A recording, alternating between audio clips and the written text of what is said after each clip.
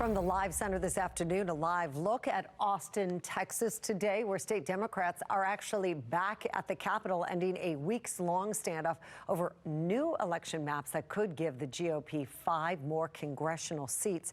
House Republicans are expected to move pretty quickly when it comes to passing that new congressional map. But Democrats say they're going to match them, move for move. What I would say is that if Donald Trump is trying to do a power grab, Democrats can meet them on the playing field. They're just angry that a Republican state is finally standing up and doing what the Republican voters of their state want, because the reality is Democrat state after Democrat state after Democrat state for over a decade has been gerrymandering the hell out of their state. All right, back live in Texas, where lawmakers are expected to meet once again on Wednesday, hoping to pass that new congressional map before Labor Day.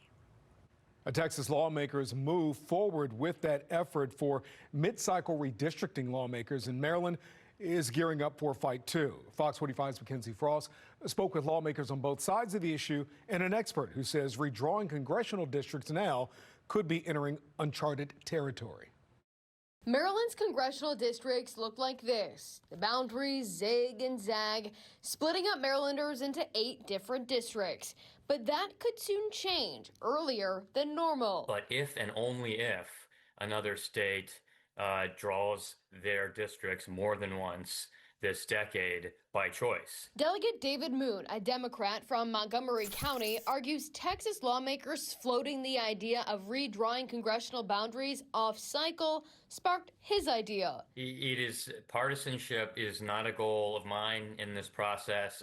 As I've said from the beginning, all 49 other states ought to give themselves the same flexibility that Texas has to conduct redistricting at will. But Republicans argue otherwise. The only reason why he's doing this is partisanship. Delegate Matt Morgan, chair of the Maryland Freedom Caucus, says Democrats in Maryland have been guilty of gerrymandering before and now are simply blaming President Donald Trump and Texas Republicans for furthering their ideas.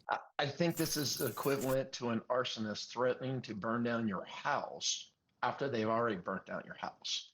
Maryland has been gerrymandered for the last 20 years. So, yeah, Texas is a pioneer in this regard. Samuel Wang is a professor at Princeton University and director of the Princeton Gerrymandering Project. He says gerrymandering has existed in the United States for years, and both parties historically have been guilty at times. Typically, congressional districts are redrawn every 10 years when the census is done to ensure population proportions. Wang says Moon's proposed legislation hinging Maryland's redistricting efforts to another state is unique. Yeah, it's an open question. It's a new one on me for redistricting in one state to depend on another state. Is it going to lead to a festival of gerrymandering everywhere? Or is it a deterrent where it's sort of like, the standoff in Reservoir Dogs where they're just, shooting at each other? And, if Maryland wants to try to implement a deterrent, I would call that an experiment in democracy. Delegate Moon says there have been some lawmakers who have indicated they will co-sponsor his bill. But he says there is an opportunity to not move forward with the idea at all. I do think the vast majority of people in both parties that I talk to think this is a bad idea. Let's not go down this road of having endless redistricting happening for Congress. So, there's a little bit of hope. I hope, again, that we can step back from the brink in a bipartisan way and not go down this road. Senate President Bill Ferguson, a Democrat from Baltimore City, echoes Moon's sentiment about not going down the road of mid-cycle redistricting, but in a statement says nothing can be off the table.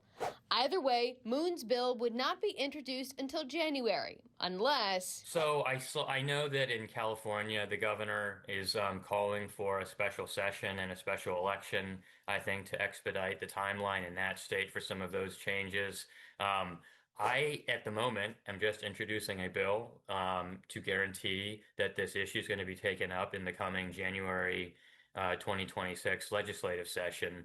And if folks want to expedite the timeline of that discussion, it's a conversation above my pay grade, and certainly one that would have to be made in consultation with numerous state leaders. And Republicans say they're ready to push back, arguing Democrats are the ones that opened this box in the first place. So just because it's happening in a mid-year, I don't know if that really changes the morality of what's going on. And look, at some point, the red states are going to retaliate and do the same thing that Democratic states are doing. And I don't think they should be any animosity on that. I mean, they started this. Now, when asked about where he stands on this issue, echoing what other top Democrats have said, Governor Wes Moore says that every option needs to be on the table for Marylanders. Live in the newsroom, Mackenzie Frost, Fox 45 News. I'm Mary Bubala. Thank you for watching. Here's another video for you to watch. Also take some time to subscribe to our YouTube channel.